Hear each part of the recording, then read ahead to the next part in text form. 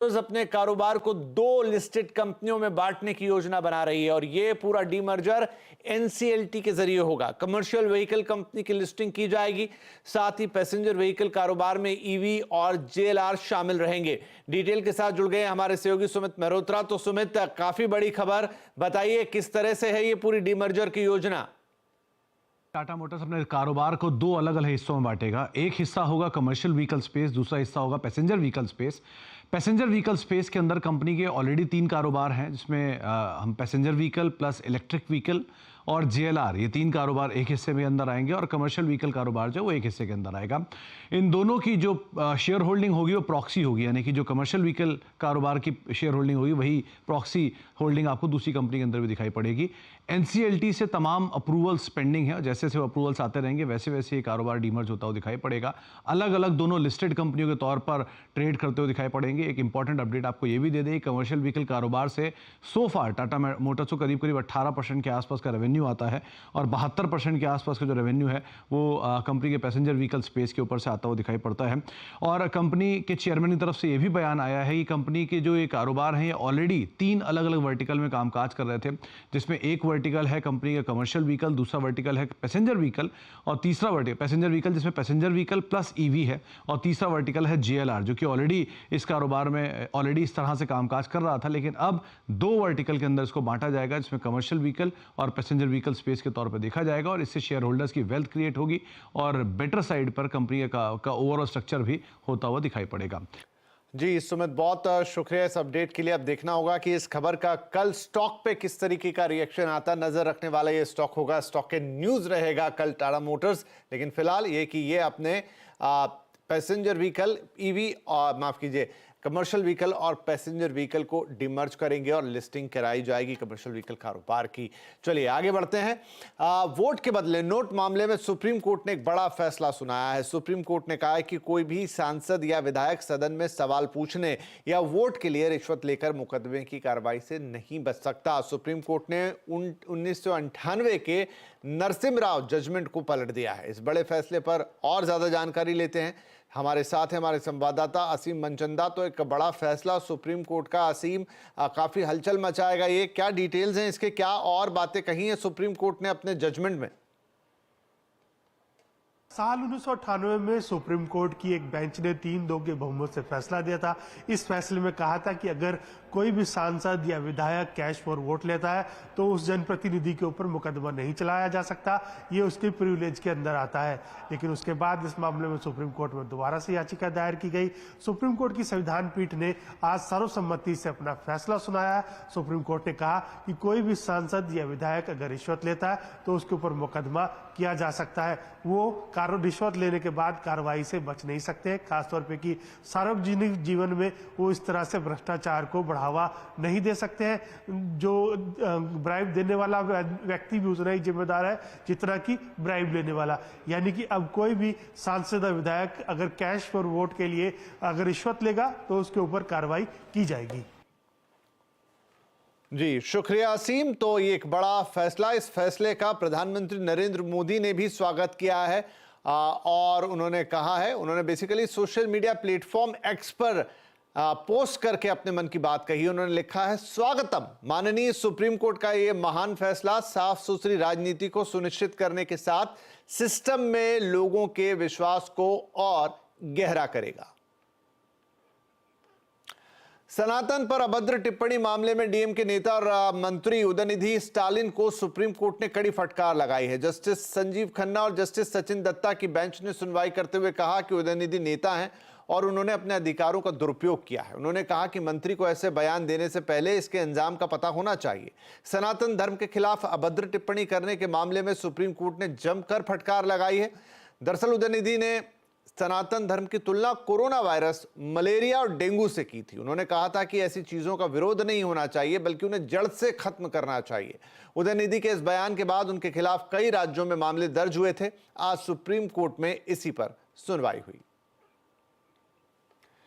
इधर तेलंगाना की रैली में प्रधानमंत्री नरेंद्र मोदी ने लालू यादव पर पलटवार करते हुए परिवारवाद पर बड़ा हमला बोला है। कल पटना की रैली में लालू यादव ने पीएम मोदी का परिवार ना होने की बात कही थी। इस पर पीएम मोदी ने कहा कि 140 करोड़ लोग उनका परिवार हैं और वो देश के सपने के लिए जी रहे हैं। अब पूरा देश बोल रहा है, मैं हूं मोदी का परिवार।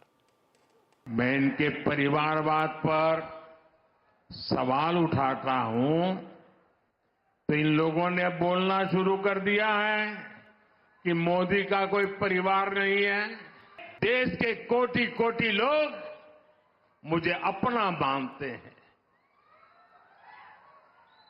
अपने परिवार के सदस्य की तरह मुझे प्यार करते हैं, और इसलिए मैं कहता हूं 140 करोड़ देशवासी यही मेरा परिवार है। आज पूरा देश एक सुर में कह रहा है, मैं हूं मोदी का परिवार, मैं हूं मोदी का परिवार। पीएम मोदी ने नया नारा देने के बाद सोशल मीडिया पर बीजेपी ने मोदी का परिवार मुहिम शुरू कर दी। बीजेपी अध्यक्ष जेपी नड्डा और गृह मंत्री अमित शाह समेत बीजेपी के सभी केंद्रीय मंत्रियों और बड़े नेताओं ने सोशल मीडिया प्लेटफॉर्म एक्स पर अपने बायो में मोदी का परिवार लिख दिया है। इधर इससे पहले कल पटना की रैली में लालू यादव ने पीएम मोदी पर विवादास्पद बयान दिया था। लालू यादव ने पीएम मोदी के हिंदू होने पर ही सवाल उठा दिया था। बोलता कि परिवारवाद है, परिवार के लिए लोग लड़ रहे हैं। तुम्हारे पास परिवार नहीं है, और तुम्हारी माताजी जब, और तुम हिंदू भी नहीं है, तुम्हारी माताजी का जब देहावसान हो गया तो हर हिंदू अपने मां के शोक में केस दाढ़ी बनवाता, दाढ़ी छिलवाता। क्यों नहीं छिलवाया बताओ? अब बात करते हैं दिल्ली के बजट की। दिल्ली के वित्त मंत्री आतिशी ने आज 76,000 करोड़ रुपए का बजट पेश किया। बजट में दिल्ली की महिलाओं के लिए मुख्यमंत्री महिला सम्मान योजना शुरू करने का ऐलान किया गया है। इस योजना के तहत 18 साल से ज्यादा उम्र की महिलाओं को हर महीने 1,000 रुपए मिलेंगे। इसके अलावा वित्त वर्ष 2024-25 के लिए शिक्षा का बजट 16,396 करोड़ रुपए कर दिया गया है। क्लासरूम्स के निर्माण के लिए 190 करोड़ रुपए आवंटित किए गए हैं, जबकि टीचरों की ट्रेनिंग पर 100 करोड़ रुपए खर्च किए जाएंगे। स्वास्थ्य के लिए 8,685 करोड़ रुपए का आवंटन है। 2025 तक 10,000 बसों के फ्लीट का ऐलान किया गया है, जिसमें 80% ई बसें शामिल होंगी। दिल्ली मेट्रो के विस्तार के लिए भी 500 करोड़ रुपए रखे गए हैं। दिल्ली सरकार ने 250 नए कोर्ट रूम बनाने की बात भी बजट में कही है। देश में एक कभी जो सारे यहाँ पे इस सदन में हमारे सदस्य बैठे हैं, हम सभी भगवान श्री राम के जीवन से प्रेरित हैं। इसलिए हमने दिल्ली में राम राज्य के सपने को साकार करने का संकल्प लिया। रामचरितमानस में भी लिखा है कि राम राज नब गेस सुनूं, सचराचर जग माही, काल करम स्वभाव गुण, कृत दुख काहू ही नाही। अर्थात श्री राम के राज्य में जड़ चेतन सारे जगत के काल कर्म स्वभाव और गुणों से उत्पन्न हुए दुख किसी को भी नहीं होते। और इसी राम राज्य के सपने को साकार करने के लिए हम पिछले 9 साल से दिन रात मेहनत कर रहे हैं। बीजेपी एक्शन मोड में आ गई है। बीजेपी ने लोकसभा चुनाव के लिए 195 उम्मीदवारों के नाम का ऐलान कर दिया है। सरकार अपने तीसरे कार्यकाल को लेकर भी काफी कॉन्फिडेंट दिख रही है। तो बीजेपी को कहां से मिल रहा है इतना कॉन्फिडेंस, भरोसा? आज आवाज अड्डा में इसी पर होगी बड़ी चर्चा। शाम 7:57 पर, मतलब अब से कुछ देर बाद, कॉन्फिडेंस का राज क्या है, आज का आवाज अड्डा मिस मत कीजिएगा। दिल्ली के मुख्यमंत्री अरविंद केजरीवाल आज भी ईडी के सामने पेश नहीं हुए। हालांकि वो ईडी के सवालों का जवाब देने के लिए तैयार हो गए हैं। उन्होंने ईडी से इसके लिए 12 मार्च के बाद की तारीख मांगी है। वो इस तारीख के बाद वीडियो कॉन्फ्रेंसिंग के जरिए सुनवाई में शामिल होंगे। केजरीवाल ने ईडी के समन को गैरकानूनी बताया है। वहीं सूत्रों के मुताबिक ईडी वीडियो कॉन्फ्रेंसिंग के जरिए केजरीवाल से पूछताछ के लिए तैयार नहीं है। वो केजरीवाल से आमने सामने पूछताछ करना चाहती है। आइए बात कर लेते हैं बाजार की। आज कारोबारी हफ्ते के पहले दिन दायरे में कारोबार रहा। सेंसेक्स निफ्टी लगातार चौथे दिन बढ़त पर बंद हुए। वहीं निफ्टी की रिकॉर्ड क्लोजिंग भी देखने को मिली। सेंसेक्स आज 66 अंक चढ़कर 73,872 पर गया, तो निफ्टी 27 अंक चढ़कर 22,406 पर बंद हुआ। सुमित हमारे साथ हैं, उनसे समझ लेते हैं आज किस सेक्टर में, किस शेयर पर्टिकुलर में एक्शन था। तो सुमित, आज के बाजार का हाल क्या रहा और एक्शन जिसकी हम बात करें, वैसे तो फ्लैटिश क्लोजिंग थी, लेकिन एक्शन पूछूं तो कहां, किन शेयरों में? देखिए, आज इंडेक्स वाइज आप देखेंगे तो बढ़िया तेजी थी, नए रिकॉर्ड स्तरों पर हम पहुंचे फिर से एक बारी। लेकिन स्टॉक स्पेसिफिक स्टोरीज काफ़ी इंपॉर्टेंट है। मिड कैप स्मॉल कैप में बहुत ज़्यादा एक्शन था नहीं, इसीलिए एडवांस डिक्लाइन में आपको एडवांसेस कम दिखेंगे डिक्लाइंस के सामने। टॉप गेनर में PSUs, जहां पर NTPC 3.5% ऊपर, इंश्योरेंस से HDFC लाइफ 3% ऊपर, पावर ग्रिड 3% ऊपर और साथ ही साथ ONGC करीब 2.5% के आसपास की तेजी यहां देखने को मिली। गिरने वाले शेयरों में आयशर मोटर 3% के आसपास डिक्लाइन यहां पर है, JSW स्टील 2.5% नीचे है, SBI लाइफ करीब 2% नीचे, M&M 2% के आसपास डिक्लाइन यहां पर आते हुए दिखाई पड़ रहे हैं।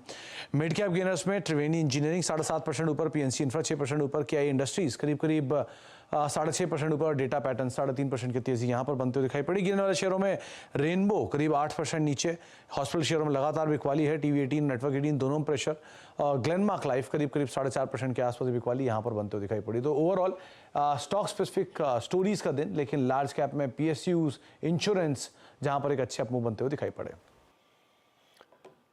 कैपिटल मार्केट्स में कई दशक का अनुभव रखने वाले N जयकुमार का कहना है कि मार्केट में रिटेल निवेशकों की बड़ी भागीदारी है और निवेशक बचत बचाकर बड़ी मात्रा में अब बाजार में निवेश कर रहे हैं।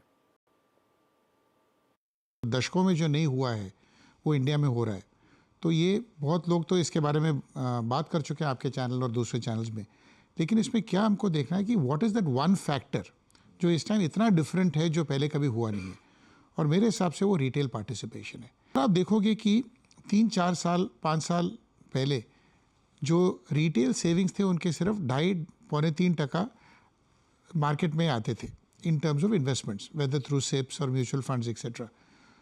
वो बढ़ के पहली बार 4.5-5% तक आया है, जो बड़े डेवलप्ड मार्केट्स में मिड टीन्स यानी कि 15-16-17% भी जा सकता है। जीडीपी के बेहतर आंकड़ों के बाद अब दिग्गज ग्लोबल रेटिंग एजेंसी मूडीज भी इंडियन इकोनॉमी पर बुलिश हो गई है। एजेंसी ने 2024 में जीडीपी ग्रोथ का अनुमान 6.1 से बढ़ाकर 6.8% कर दिया है। मूडीज ने 2023 में भारत के मजबूत आर्थिक प्रदर्शन और कम होती ग्लोबल आर्थिक चुनौतियों को देखते हुए यह अनुमान बढ़ाया है।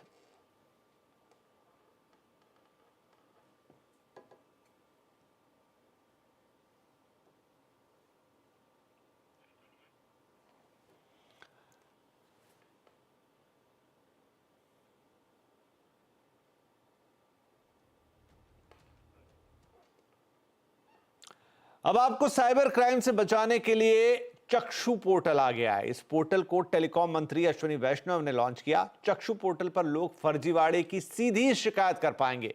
इसके लिए उन्हें सही नंबर और सही समय बताना होगा। जानकारी मिलते ही दूरसंचार विभाग की डेटा इंटेलिजेंस यूनिट जांच करेगी। साइबर अपराध हब से जुड़ा नंबर डीएक्टिवेट किया जाएगा और उसकी आउटगोइंग कॉल को बंद किया जाएगा। इतना ही नहीं, नंबर की जानकारी गृह मंत्रालय से भी शेयर की जाएगी ताकि जल्द से जल्द एक्शन लिया जा सके। रेल मंत्री अश्विनी वैष्णव ने बीते साल अक्टूबर में आंध्र प्रदेश में हुए रेल हादसे के मामले में एक बड़ा खुलासा किया है। अश्विनी ने कहा है कि हादसे के वक्त ट्रेन का ड्राइवर, 2 ड्राइवर थे या 2 लोको पायलट जिसे हम कहते हैं वो थे, और उनका असिस्टेंट ड्राइवर फोन पर क्रिकेट का मैच देख रहे थे। इतना ही नहीं, ट्रेन चालकों ने रेलवे सिग्नल को भी नजरअंदाज कर दिया मैच के चक्कर में। आंध्र प्रदेश के विजयनगरम जिले में हावड़ा चेन्नई लाइन पर रायगड़ा पैसेंजर ने विशाखापट्टनम पलासा ट्रेन को पीछे से टक्कर मार दी थी। हादसे में 14 यात्रियों की मौत हो गई थी, जिसमें ये दोनों लोको पायलट्स भी शामिल थे और करीब 50 से ज्यादा लोग घायल हुए थे। FISS यानी federation of Indian spice stakeholders ने भारतीय मसालों की पैदावार के आंकड़े जारी किए हैं। 2024 में जीरे का उत्पादन 70% तक बढ़ सकता है, वहीं सौंफ का प्रोडक्शन 90% तक बढ़ सकता है। FISS के चेयरमैन अश्विन नायक से खास बातचीत की है हमारे संवाददाता केतन जोशी ने। हम लोगों ने जीरा, सौंफ, मेथी और धनिया के जो 2024 के प्रोजेक्शन है वो डिक्लेयर किए। जीरे में लास्ट ईयर हमारा क्रॉप प्रोजेक्शन था 60 लाख बैग, हम लोगों ने ये साल इसका 1 करोड़ बैग्स का प्रोजेक्शन दिया है। सौंफ में लास्ट ईयर का हमारा जो प्रोजेक्शन था वो 22 लाख बैग का था, इस साल हम लोगों ने 38 लाख बैग्स का प्रोजेक्शन दिया है। धनिये का लास्ट ईयर करीबन 1 करोड़ 65 लाख बैग्स का प्रोजेक्शन था, वो घट के 1 करोड़ 15 लाख बैग्स हुआ है। और मेथी जिसका projection last year 17.5 lakh bags था, ये साल 16.5 लाख बैग्स हम लोगों ने प्रोजेक्ट किया है। ये सर्वे जो है वो एग्रीकल्चर यूनिवर्सिटी के स्टूडेंट ने करीबन 1.5 महीना फील्ड में रह के किया है और साइंटिफिकली हम लोगों ने ये पूरे प्रोजेक्शन तैयार किए हैं। ये कौन कौन से राज्य में, ये जो आपने 4 महत्वपूर्ण मसाले की बात करी, कौन से राज्य में होते हैं? और जीरा जो इतना अधिक इनका उत्पादन होगा तो शायद ज़्यादा दाम भी ऊपर नीचे नहीं होंगे। ये जो है जीरा राजस्थान और गुजरात का मेन पैदावार का जगह है। धनिया जो है मध्य प्रदेश, गुजरात और राजस्थान तीनों जगह पे होता है। उसी तरह मेथी भी ये तीनों स्टेट में होती है। सौंफ जो है वो अगेन गुजरात और राजस्थान की पैदावार की जगह है। जो बाजार है वो अपने हिसाब से चलता है, लेकिन अभी जो भी माल है वो कैरी ओवर बिल्कुल नहीं है। जो भी माल है वो फार्मरों के हाथ में है। भारत में अब स्टील सेक्टर में ग्रीन हाइड्रोजन की शुरुआत हो गई है। जिंदल स्टेनलेस ने अपने हिसार प्लांट में ग्रीन हाइड्रोजन का निर्माण शुरू कर दिया है। यह दुनिया का पहला of grid green hydrogen plant है, जिसके लिए ऊर्जा रूफटॉप सोलर से आएगी। इस प्लांट से हर साल करीब 2700 मीट्रिक टन कार्बन उत्सर्जन कम करने में मदद मिलेगी। JSL के मैनेजिंग डायरेक्टर अभ्युदय जिंदल से बात की हमारे संवाददाता रोहन सिंह ने। सर, सबसे पहले तो बहुत बहुत बधाई इस इनिशिएटिव के लिए। पहली बार भारत में स्टील सेक्टर में आपसे यूज़ कर रहे हैं। थोड़ा सा अगर इसके बता सकें कि इसमें क्या खास होने वाला है। तो इसमें बेसिकली अपने steel plant, stainless steel plant के अंदर काफ़ी हाइड्रोजन यूज़ होता था, अमोनिया यूज़ होता था, बट वो ग्रीन नहीं था, कन्वेंशनल मेथड से आता था। तो हमारा आइडिया है कि स्टेनलेस स्टील ऑलरेडी, जैसे हम 95% स्क्रैप यूसेज पे करते हैं, already we are a lot greener than other metals consumed, but हम इसके तरफ और कैसे बढ़ें। जो गवर्नमेंट का फोकस है, गवर्नमेंट का मिशन है, वो हमारा भी फोकस है। तो इसलिए we went for this pilot green hydrogen project. अब जहाँ पे भी हम अपने हिसार प्लांट के अंदर हाइड्रोजन या अमोनिया कंज्यूम करते थे, वो अब ग्रीन हाइड्रोजन से रिप्लेस कर देंगे। तो डायरेक्टली अपने को material will become more green. Sir, ये तो बात हुई हिसार प्लांट को लेकिन आगे जाके क्या आपका प्लान है अपने सभी प्लांट्स में या बाकी जगहों पे भी इसको यूटिलाइज करने? डेफिनेटली, ये जैसे पहला प्लांट है, इसको फिर हम रेप्लिकेट करेंगे। जैसे अगर कोई भी हमें बस देख रहे हैं कि कोई क्वालिटी इशू ना आना चाहिए, which we are very confident it should not come, तो ये प्लांट बस अभी इनॉग्रेट किया है। आफ्टर दैट इसकी परफॉर्मेंस हम देखते और बढ़ाते जाएंगे। तो पहले हिसार में बढ़ाएंगे, उसके बाद अपने बाकी प्लांट्सों में भी ले जाएंगे। इतना ही, लेकिन CNBC आवाज पर खबरों का सिलसिला जारी है। आगे आपके लिए है कल का बाजार। नमस्कार।